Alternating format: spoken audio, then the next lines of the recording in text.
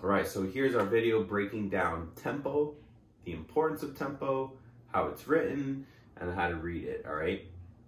So what is the importance of tempo?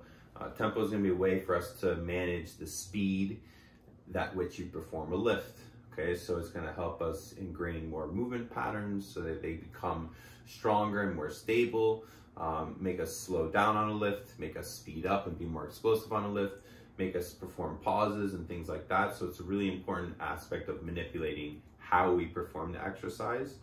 And we can progress things up or down by using tempo, not just weight or reps or rest periods, all right? So that's the importance of tempo. It's a very detail-oriented aspect of programming. This is how it's written here. You're gonna see a dash and then 4 numbers or letters in sequence. Each of the numbers represents a portion, a section of the lift and what's going on with the muscle. The first number is what we call the lowering phase, or really what it is the lengthening part of the muscle. So the muscle's actually lengthening.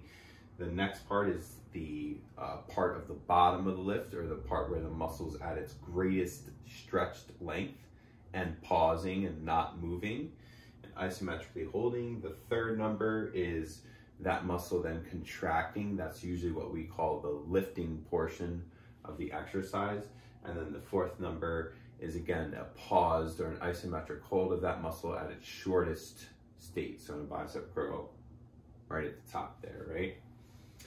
The numbers themselves and the letters represent the length of time for each part of that lift. So this is in seconds for each part of the lift, and then the X means as fast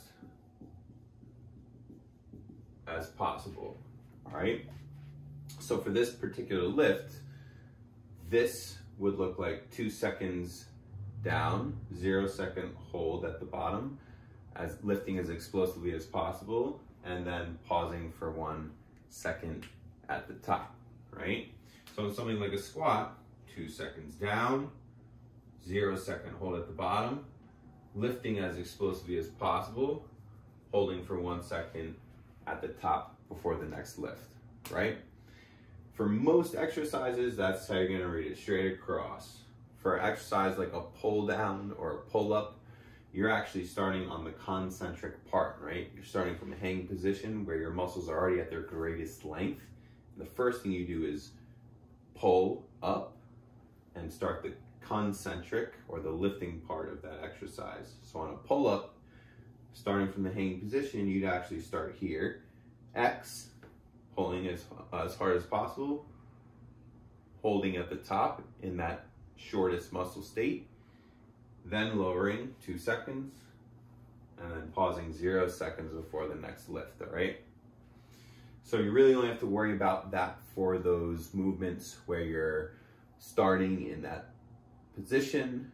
The first thing you do is start to actually contract or squeeze your muscle. Really, it's gonna be rows, bodyweight rows, pull-ups, pull-downs, mostly pulling movements, all right? For everything else, should be pretty straightforward. If you have any questions, let me know, put it in the comment. I'll get back to you as soon as possible.